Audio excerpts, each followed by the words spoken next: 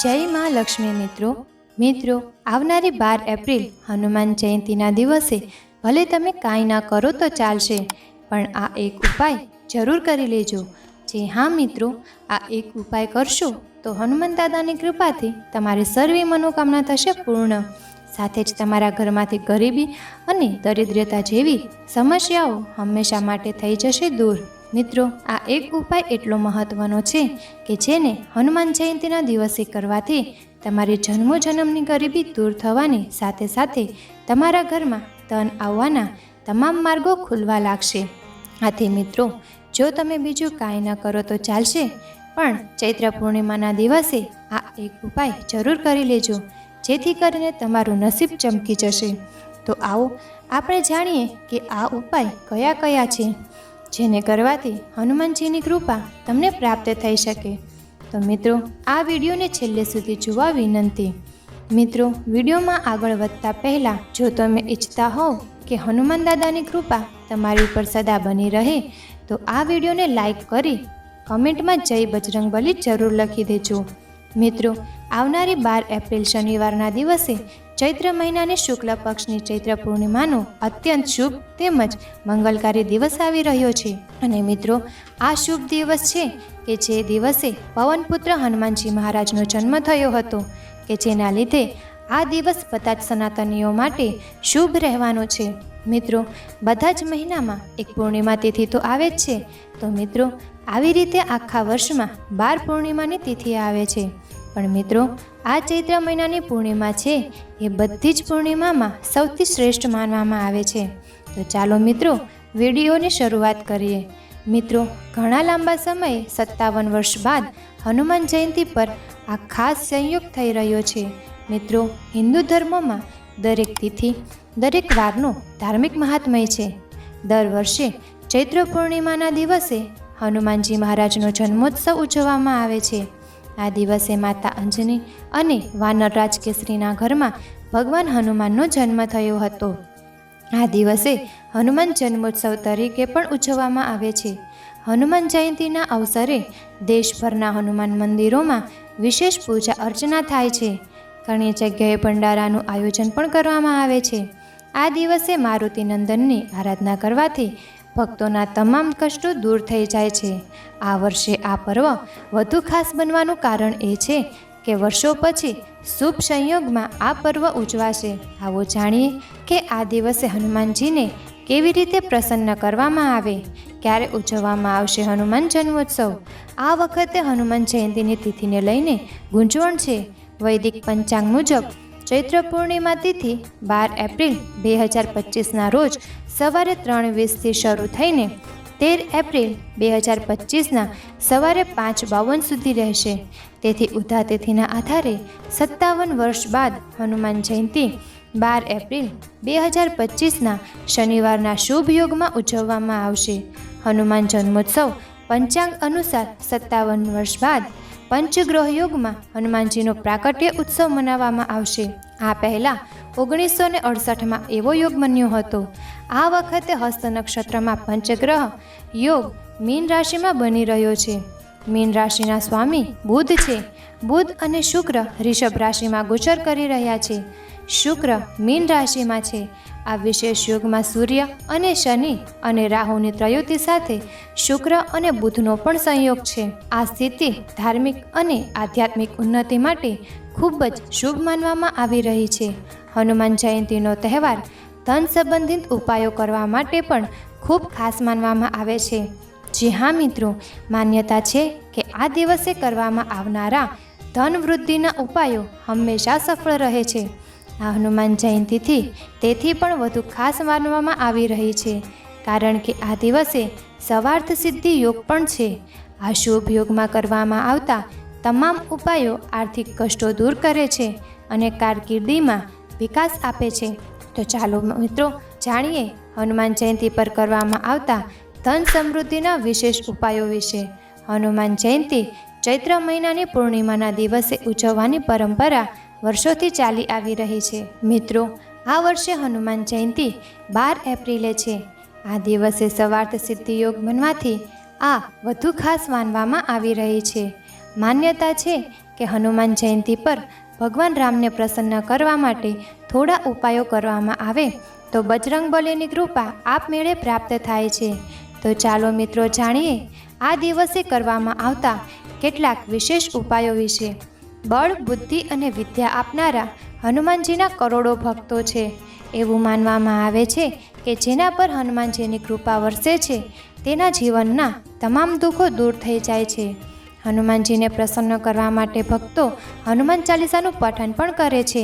હનુમાન ચાલીસાનું પઠન કરનાર લોકોને હનુમાન જયંતીના દિવસે અહીં જણાવ્યા પ્રમાણે કાર્ય જરૂર કરવું જોઈએ. જી હા મિત્રો, હનુમાન જન્મોત્સવના દિવસે કરો આ કામ.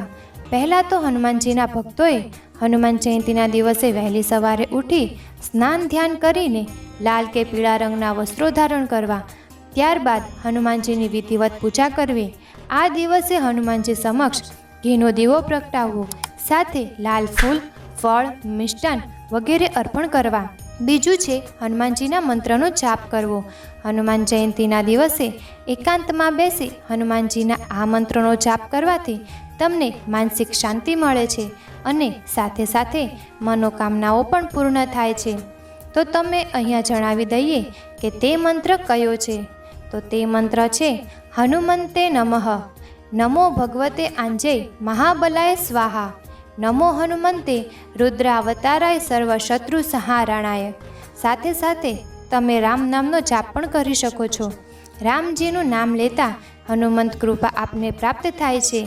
ત્રીજો ઉપાય છે હનુમાન મંદિરમાં જઈને ધ્યાન કરો. આ દિવસે હનુમાનજીના ભક્તોએ હનુમાન મંદિરમાં જઈ ધ્યાન અને સાધના કરવી જોઈએ. તમે આ દિવસે મંદિરમાં જઈ રામ નામનો 108 વખત જાપ પણ કરી શકો છો. આવું કરવાથી આધ્યાત્મિક ઉન્નતિ પ્રાપ્ત થાય છે. ત્યારબાદ છે સુંદરકાંડનું પઠન. જી હા મિત્રો, હનુમાન જયંતીના દિવસે હનુમાન ચાલીસા સાથે સાથે સુંદરકાંડ અને હનુમાન અષ્ટકનું પઠન પણ ભક્તોએ જરૂર કરવું જોઈએ. આ દિવસે હનુમાનજીને આટલી વસ્તુઓ અર્પણ કરવી જોઈએ.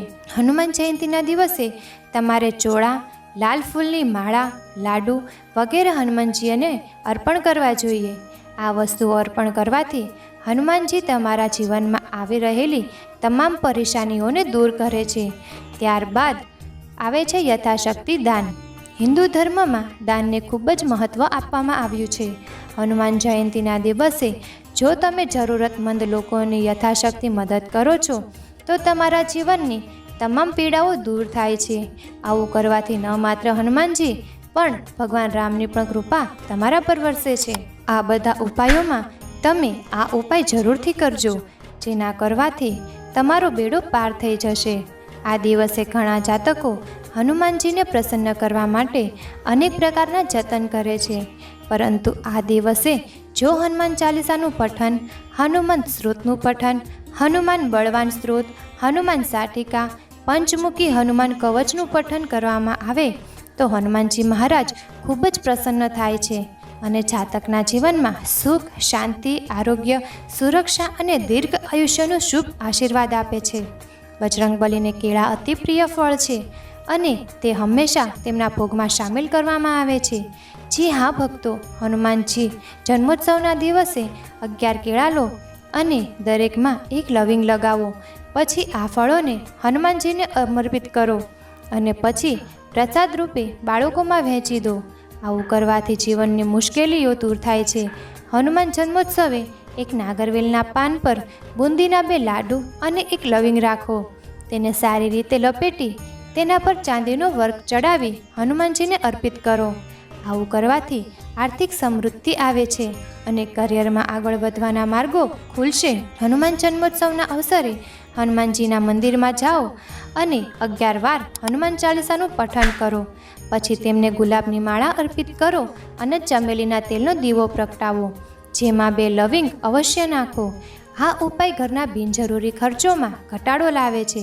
કાળા ચણા અને બુંદીને પણ હનુમાનજીનો પ્રિય ભોગ માનવામાં આવ્યો છે. હનુમાન જન્મોત્સવની પૂર્વ સંધ્યાએ 1.25 કિલો કાળા ચણા ભીંજવો. બીજા દિવસે તેને ઉકાળી 1.25 કિલો બુંદી સાથે મિક્સ કરીને હનુમાનજીને અર્પિત કરો. ત્યારબાદ આ પ્રસાદ મંદિરમાં ભક્તોને વહેંચી દો. આવું કરવાથી બજરંગબલી પ્રસન્ન થાય છે અને આર્થિક મુશ્કેલીઓ દૂર થાય છે.